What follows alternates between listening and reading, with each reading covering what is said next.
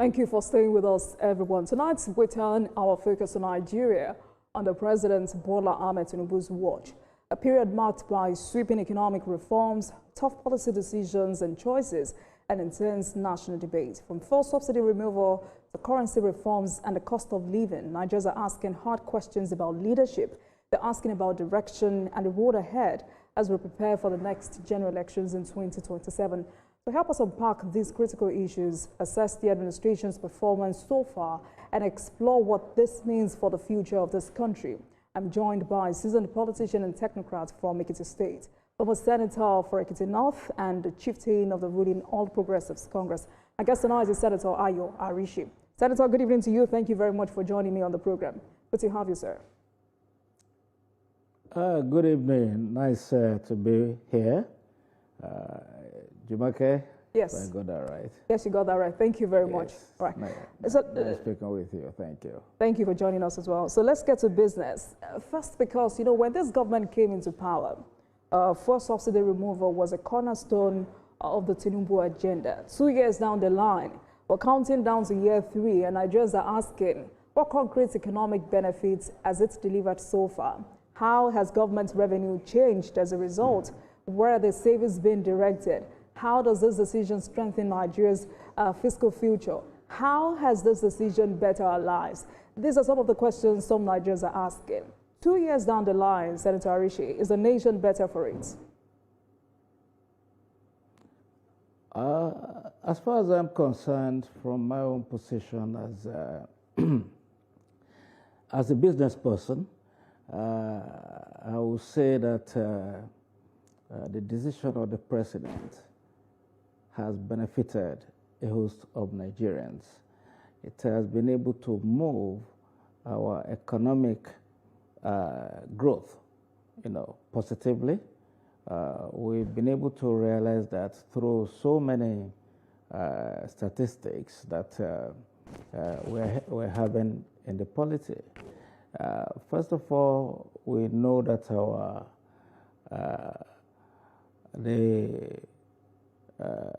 what you call inflation has come down, drastically, and we have seen that we've had money to fund institutions like NEL Fund, and of course now the president does not want anybody to say I'm unable to go to school because of school fees.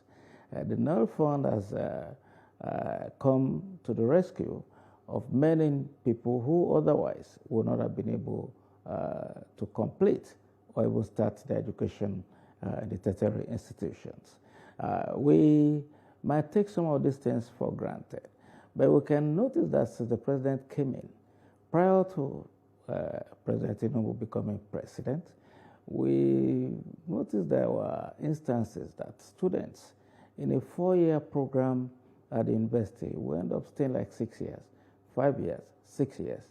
But since the president came, I don't think we've witnessed any significant downtool by either the ASU or even the workers' union, as the case might be. And we've seen people going to school and graduating after 4 years. This was the basis of many people, or what we call brain drain from Nigeria. That has been significantly arrested because people know that when they start school now, they can finish in 4 years, just like their colleagues that have gone abroad to go for study. And that is one aspect. There is funding now for local governments. The president has insisted that the local government funds should stay with the local government for developmental purposes so that the grassroots development and the people in government, the local government, will be more meaningful in terms of their impact on people that live in the rural areas. And that is where you have the majority of the population. Now, when you look at urban-rural migration, things like this, providing jobs in at the local government level, ensuring that we can see some development, maybe roads, tiring, hospital management. Even now, I think the schools will have to go back to the local government, so that at least the primary schools, so that the local government can actually fund, the schools and institutions, and the people that they're answerable to can ask questions. But right now, when you ask a question from somebody running the local government, they will just put their hands up. Oh, we don't get the money. We only get a few millions every month. And they can't do anything. They can't do much. Now, the president has broken that jinx. And it's the practicality and ensuring that this happens in the local government that is tackling. The last outing of Mr. President was very clear. Let the local government people have their money. And this money now has become meaningful because of some of the benefits we've been able to derive from the subsidy, the subsidy removal. And that regime was only benefiting a few people. And if it had been benefiting the genuine people alone, it would not have been much of a problem. But there were people who would just go and import or pretend like they have imported, bring documents to Nigeria, collect subsidy, and take off. Some of them will have ships on the high seas. The ships will disappear to other countries, the neighboring countries. Some of them, the ships will actually practically disappear into the heavens. We won't see them. And of course, we could remember so many instances. Now, stopping that took a lot of courage, and it's only a courageous man that could have effected that and stood by his policies and ensured that whatever the shortcomings were corrected. And we are still on it. It has not given up. And some of this subsidy money is being diverted into other areas of development in the country. I happen to know that even in the solid mineral sector, where will be the next frontier of generation of revenue for the country, there are refineries, that is maybe mineral refinery facilities being created to assist the artisanal miners to process their products for export. There are so many things that the president has been able to have more money to do that has impact, on the society than people actually care to admit. And some of this, I believe, as a businessman and as a politician, if we do get some benefits, it's good enough for people to speak out and say, yes, things are better. Yes. Than Senator, when we were paying for subsidies. Now, let me just, continue from where you stopped, because rightly said, you've just spoken as a politician and a businessman. And this is you just reeled out this administration's achievements in the last 2 years. But poor Nigerians talk about hunger. Which matters more? I think I probably lost you. Okay, please let me repeat myself. Let me see if I can get somebody to... Let me repeat myself. Can you hear me clearly, Senator? No, I can't. It's the earpiece that is giving me some little challenges here. Okay. But if I can hear your question... So, I just appreciated the fact that you just reeled out this administration's achievements in the last 2 years. But I also said poor Nigerians are talking about hunger. Which matters most? Well, again, when we speak about hunger, I believe things are getting better. Food prices have been dropping. They've been, in terms of the cost, they've been coming down. This is probably one of the few times in so many years that I've been alive in this country that you will not see an increase or a jack-up in the prices of food. On the contrary, we've seen a very stable, we passed through a Christmas celebration with very stable cost of staple food and all that, rice, the bag of rice, they've been declining for months even before Christmas, and we maintain that all throughout. And not only rice, when you look at the price of tomatoes, and things that normally will skyrocket during Christmas, it's an indication that the president has gotten so many things right in the country. And unless those who want to deceive themselves, it's clear that this Christmas, even one of the very few Christmases that you will not see people queuing in petrol stations, you have to just give kudos to Mr. President and those people working with him, for some of these achievements. Yeah. Right. So, I asked that question because there's a growing perception, Senator, that the president's policies favor the elite, while poor Nigerians carry the burden. If not, why do lawmakers and government officials still enjoy luxury allowances amid all of these hardships? Shouldn't political office holders also make sacrifices? First, is this a fair assessment? Nigerians see politicians living comfortably while citizens are consistently being told to tighten their belts. How can people believe this reform is fair? I mean, they're asking the question, is this truly shared sacrifice or selective suffering? But looking beyond all of these immediate challenges, what kind of economy is President Tinubu trying to build? Well, I think it's a solid foundation for the future of this country. When you look at some of its policies, we are going to be having opportunities, in terms of the kind of vehicles that we drive, how much we pay for fuel. We have options of electric vehicles coming in. And I believe as a policy, Mr. President has put in some policies to ensure that if you come in and start manufacturing EV vehicles in Nigeria or you're importing, I think the custom duties is probably waived, And for those on agricultural equipment, I believe, and some other manufacturing equipments, I believe the policies are there to assist the industrial growth of our country. When you look at the gas option, the conversion, for vehicles, those who do not want to be able to pay high cost for fuel, they have the option. So Nigerians now have an option. Either you are using petrol and good enough. For the first time, I believe the Dangote refinery has done a lot of good for the country. We are now buying fuel for anything between maybe 750 to 850 or slightly more in some places.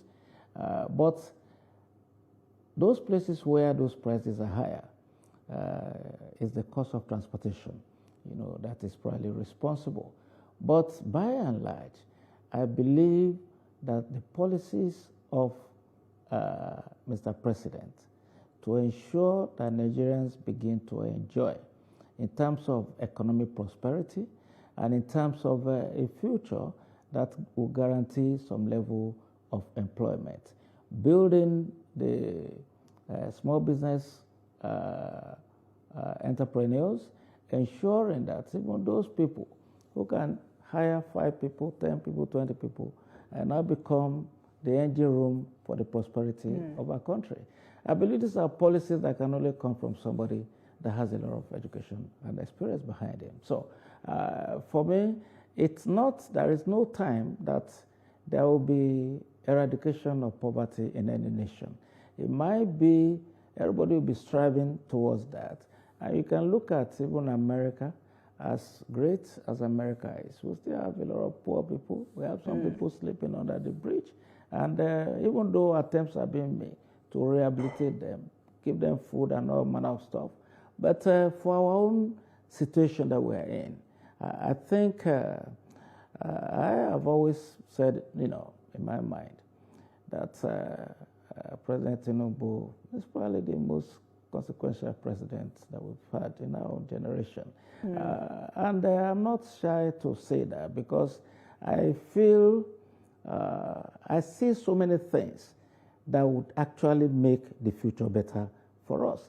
Anybody that is hardworking in Nigeria has no problem, has no business being poor. And we've seen that demonstrated even, I mean, if you look at the entertainment industry, we have dominated. If you look at even the ICT, I want to say we're probably second to India.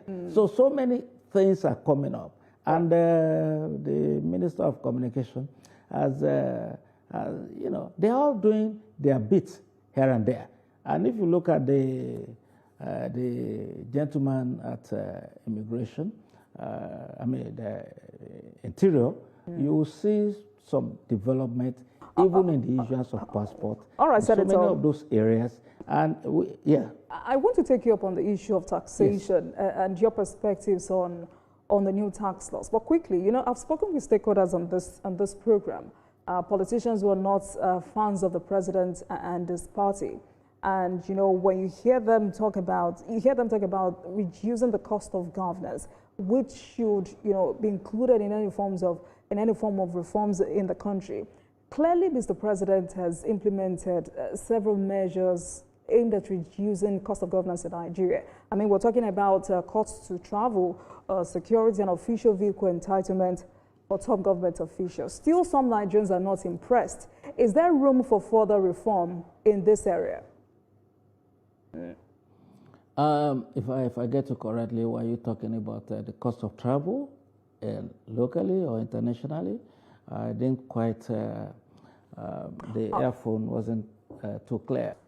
Quickly before we talk about politics, taxation, and your perspectives on this new tax laws, should reforms have waited until safety nets were fully functional? And I'm asking simply because, you know, whoever says this administration has not made efforts may be dishonest. But some Nigerians say, we didn't feel it. It never got to us. We didn't know it ever existed.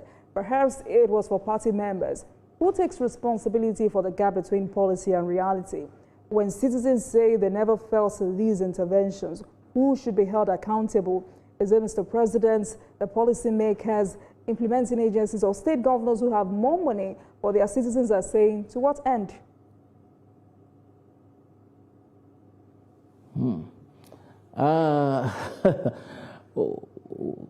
Well, I could just make out a few things about I thought I was hearing something about tax, so I don't know why I'm having difficulties with this earpiece now.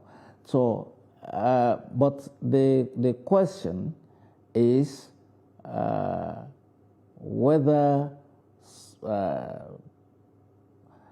really didn't get it. So let me repeat myself. If you can repeat that question. Right, let me repeat myself. Yes. And I'm hoping that you hear me clearly this time. I was asking about safety nets and whether safety nets should have been functional before some of these reforms. And I also made reference to the fact that whoever says this administration has not made efforts may be dishonest. But some Nigerians say they didn't feel it. It's never got to them. They didn't know safety net ever existed. They say perhaps it was for party members. So I'm asking who should take responsibility for the gap between policy and realities when citizens say they never felt some of these interventions? Oh, okay. Thank you very much. I heard you clearly now. Well, again, in terms of safety nets, well, a few things were done to actually arrest a critical situation.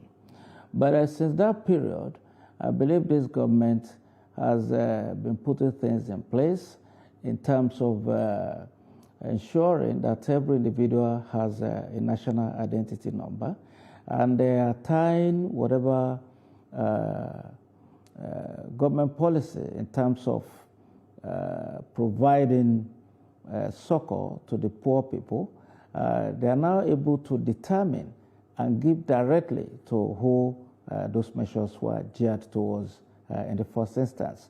So I think, yes, initially there were some gaps here and there because the primary thing in the mind of Mr. President was to ease in the burden. And a lot of, shouting about, oh, things are hard, this and that. So they had to reach out to start paying some money to some people who, the poor of the poorest, and having that database in place initially was a challenge. But now that the database has kind of been filtered, to a significant level, and the larger number of Nigerians have been registered under the NIN enrollment, and I think, well, with the BVN, becoming or coming to a very large base, and some of those people who do not have bank accounts, they now have ways to ensure that once you have your NIN number, we're able to ensure that you get something. And some people were going around to ensure that those who don't have NIN numbers were given NIN numbers. So I think in terms of policies, yes, it's not every policy that the government thinks about is going to happen overnight. Planning would have to be involved. Gathering the data will have to be involved. Some of these things do take some time. Otherwise, you will find out that you do not have a data that is reliable, or people will just put in all manner of junks in there. But I believe right now there's an opportunity for us to capture a sizable number of Nigerians. As a matter of fact, in the last 1-2 weeks, we're hearing that NIMC is going to the world level to enroll Nigerians, those who have not been captured, so that some of these government policies can actually go down to those that the policies were meant to benefit. I think, again, it's a question of when you see a policy, it takes a bit of time to implement. But the direction is that we are moving in the right direction to ensure that some of these associated problems are resolved, and in another year or two, when the president says, give this to the poor of the poor, you will know those that are really very poor. And they are getting it. It's not that somebody's hijacking it in between. So it's now going straight, to the beneficiaries. I think there has been some significant improvement in that area, maybe in the last 6 months. So, and it's an ongoing process, and it's never going to reach everybody at the same time. If it's not gotten to you now, by the time your data is captured and Nigerians know that you do exist, then whatever is you're entitled to in terms of succor from the government would actually reach you. I know in the advanced economies, there is what we call food stamp that they give to the poor people. And in those places, just go to the post office, register, collect some form. They have a record of you. They know your residence, they know your phone number, and they will give these things across. In terms of food stamps, you go to the grocery stores and you take your benefits. Some people convert this thing to cash, and there are so many opportunities that I believe the government under this president is implementing to ensure that life gets better for every Nigerian. So for me, some of these things will not happen in 24 hours, but it's a gradual, it's a procedural thing. And I think we're on the right track in terms of taking care of our people, in this country. Nigerians who are struggling, but want to believe these reforms would, at the end of the day, yield the positive results or lead us to a stronger and fairer economy. And let me quickly quote you. You said no country can survive without taxation. Those are your words. I mean, you of all people know that many Nigerians resist taxes because they don't see public value. But how can this government rebuild trust around taxation? Well, again, it's not a problem of Nigeria alone. Most people they don't like paying taxes. Everybody would rather take all their profit and use it maybe for some social benefits or luxury vehicles or luxury living. But it's the little taxes that the government gathers, that the government is able to provide some of the amenities and facilities required, for us to survive. The roads, many of the roads in this country are totally deplorable. There is no question about that. But if we put all our budget on roads, how are we going to pay for hospitals? How do we do education? How do we do security? How do we do health? And for me, standing at the vantage position, I know that Nigeria really doesn't have money. We budgeted about 60-something trillion naira.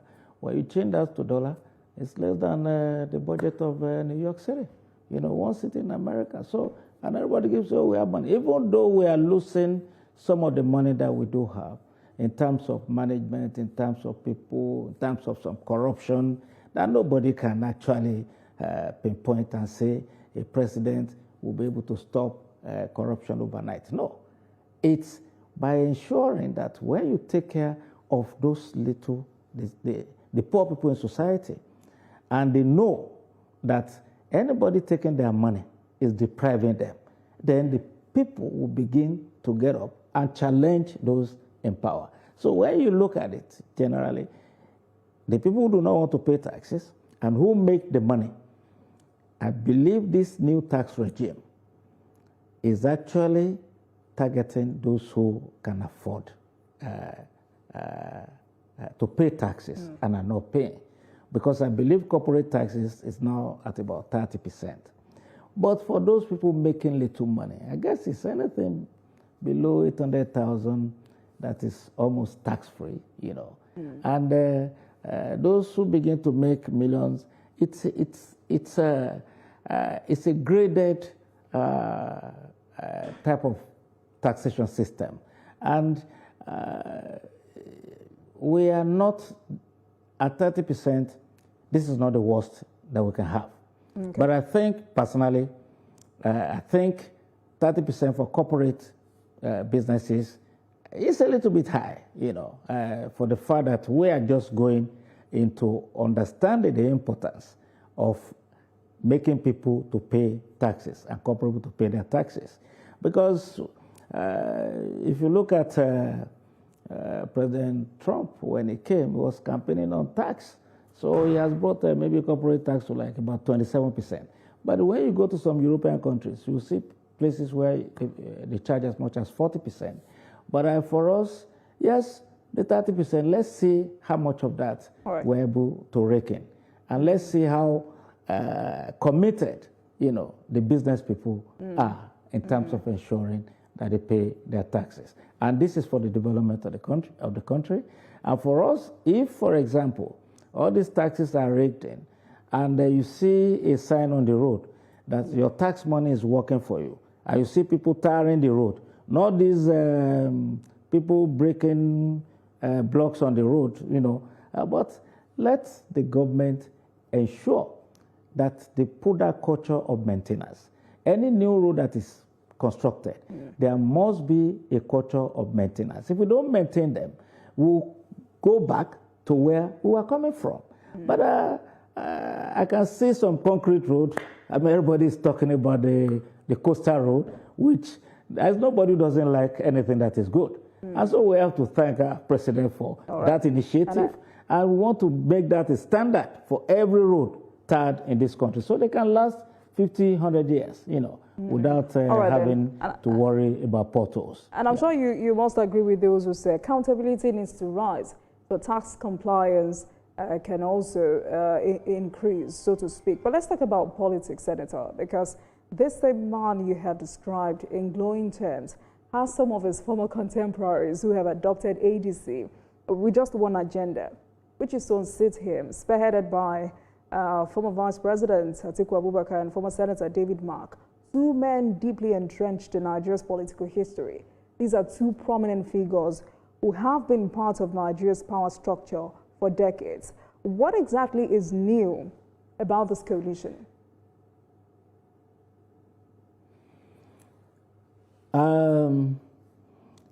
Well, I heard you talk about the ADC, and I heard Atiku and David Mark. Of course, without any question, These are Nigerians that have had their hand and the taste of power for so many years. And but as it is, for a long time to come, until the younger generation take over in terms of ability to acquire significant wealth, it costs a whole lot of money to be in politics and stay there. And it's not only here, that politics costs money. I keep on referring to, So I'm going to your question about what is new. Was that your question? Yes. What's new about this coalition? The coalition. Yes. Oh, okay. And kindly hold on. So I'm asking because for former president of the Senate, David Mark, was once a symbol of establishment stability. That's what some of his supporters have called him. Yes. What does his leadership in ADC signal to you? Let me just say straight that I have said that the most consequential president we had in our generation is Senator Bola Ahmed Tinubu, our current president, for so many reasons. Because many of these people were in power. And even the issue of state police, that everybody knows is a necessity. Everybody has been dancing around it. People have not been able to have the courage. I've never heard from any president to say, we must have state police. The man knows what he's doing. And if we don't have state police, how are we going to curb all this kidnapping? People hiding in the bushes to apprehend people when they're traveling. If we have state police, the state and the CEO of the state will understand that without security, he cannot enjoy governance. And so, this president is doing something very different.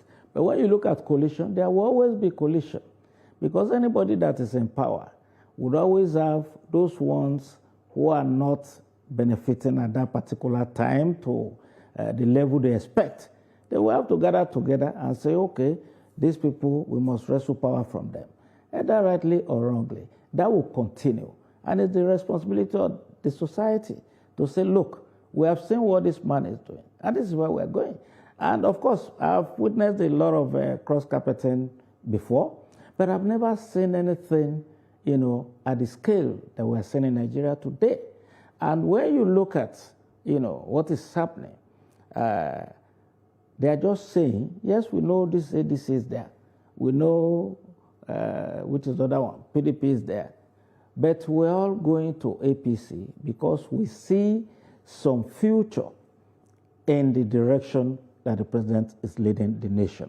And almost every one of them is coming. And they are coming to say, I want to be a part of the future of greatness of this country. Now, and for me, when you look at Singapore, the former president, it's not as if they do not desire multiple parties. But they saw what the man was doing, the way it transformed Singapore, and everybody started queuing that, okay, this is what we want to see happening in terms of growth and development.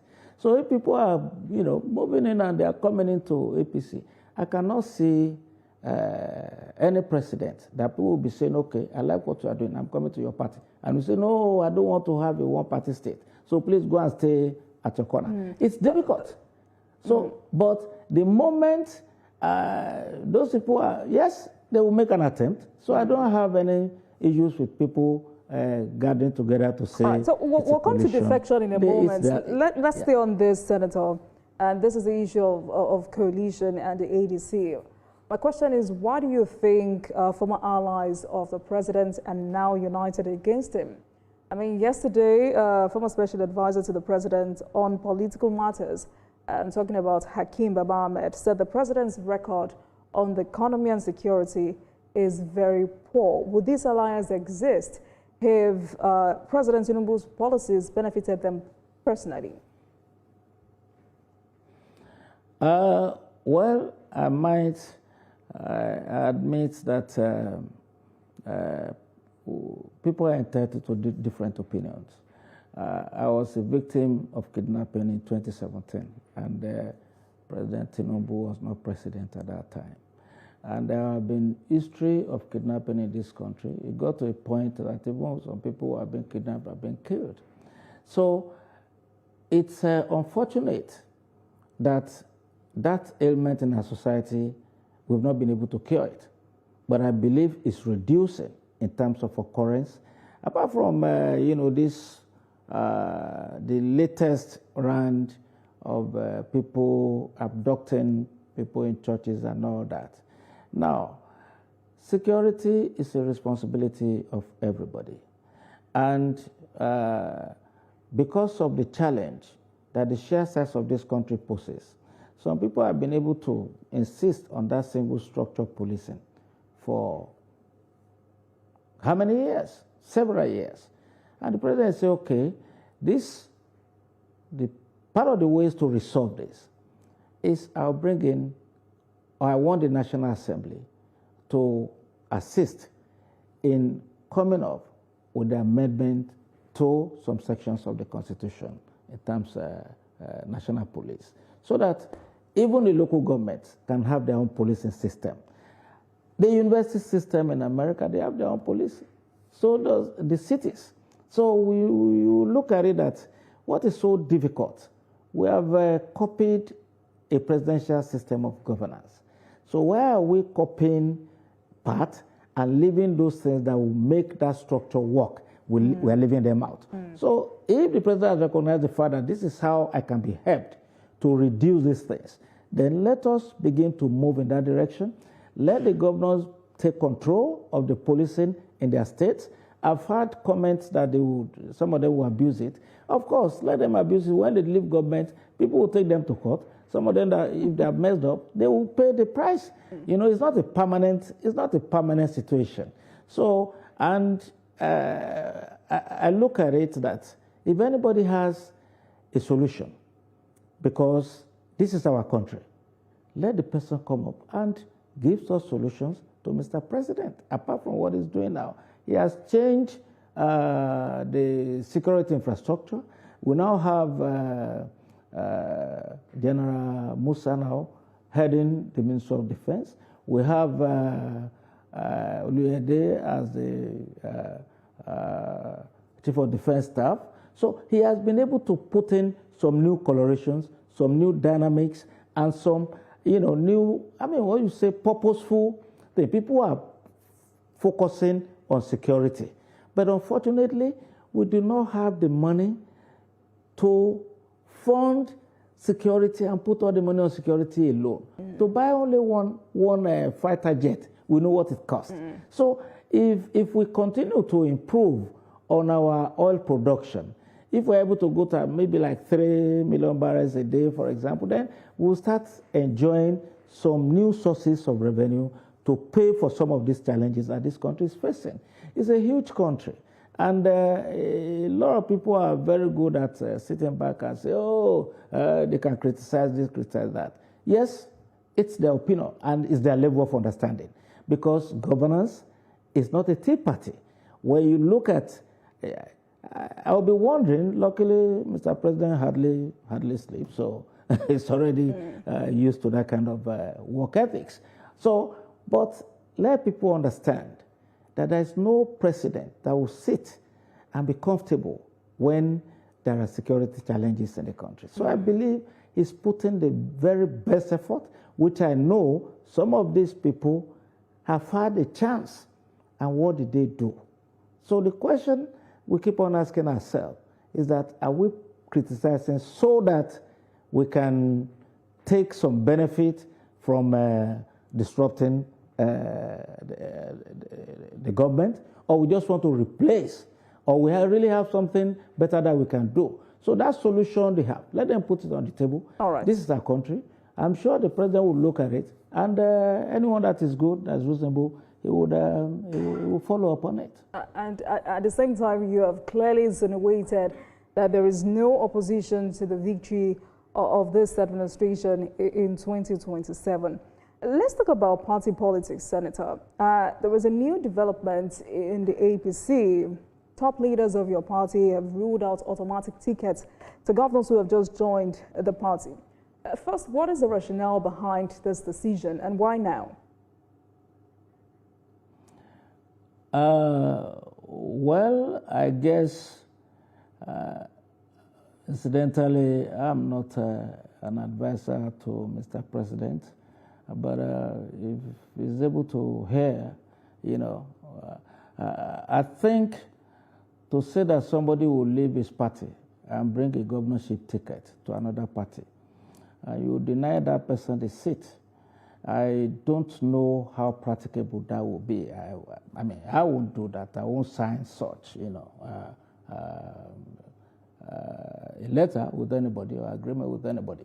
If a person is doing well, and we recognize that this person is doing well, is fit to be a member of our party, yes, it does not mean that others cannot contest. But from what we have seen in this country, how many people have been able to defeat an incumbent governor in any primary election? So I don't know of one. It's very difficult. So if they say that, if that's what the party wants, yes, it's okay. But I think it's the party is doing so well, and everybody is coming. We should not create a situation whereby people start getting jittery, on one side. Or leaving the party. It does not mean that everybody, yes, it doesn't mean that every governor that is coming is that there are some peculiar cases that that even without saying that, some people will still come out and challenge. And if they're able to succeed in defeating the incumbent in the primary election, primary is different from general election. The primary is very difficult for you. As a matter of fact, when a person is in your party and is the governor of your party, governor representing your party, it is not tactical to run against that person because he's the leader of the party in the state. Absolutely. And so that is why when you have to wait until the man is leaving before you say, okay, from the same party, I want to run you out of business. Quickly, Senator, Yes. Could this new policy be about protecting the interest of Minister Nyesom Wike? Again, I mean, why now? When Governor Fubara just joined the party. And allow me to think like Governor Fubara for a minute.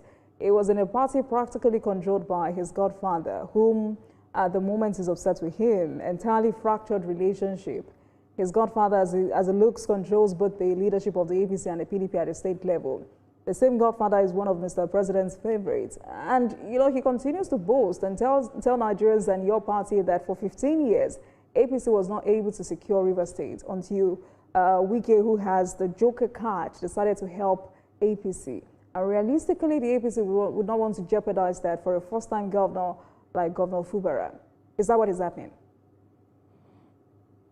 In terms of Fubara-Wike's scenario, it's a very difficult situation. I think they have to find a way of settling in the interest of their state. Again, when it comes to party politics, the godfather is a very deft politician, and he has a very big wallet, and so because of that, he might find some challenges in the primaries. Do you think the president should intervene one more time? Should he do one more time? Intervene one more time, again, the president. Should the president do what? Intervene one more time. Oh, intervene. Oh, of course. Obviously, right. The president will have to settle because this is, apart from the fact that He's the leader of the party nationally. And this is an APC governor and an APC minister, at each other's throat. All right, so he will have to come in and settle the matter, once and for all. All right, Senator. For the two of them. Great conversation. Thank you so much for speaking with us tonight. And I look forward to more conversations with you. Senator Ayo Arise, former Senator, Ekiti North Senatorial District, APC Chieftain. Thank you so much for your time. Please have a great evening. Thank you very much. Nice speaking with you. Thank you. Thank you very much for watching, everyone. That marks the end of today's episode of Politics Tonight. But before we go, let's tell you that the views and reactions of our resource persons are theirs and have no connection with TVC News. And while you can watch the repeat broadcast of this episode at 12:30 a.m., get in touch with us on our social media handles, Facebook, Instagram, and X at TVC News NG and at Olajumo Kedabu using the hashtag Politics Tonight. We're also on YouTube at youtube.com/TVC News NG. I am Olajumo Kedabu. Good night, everyone.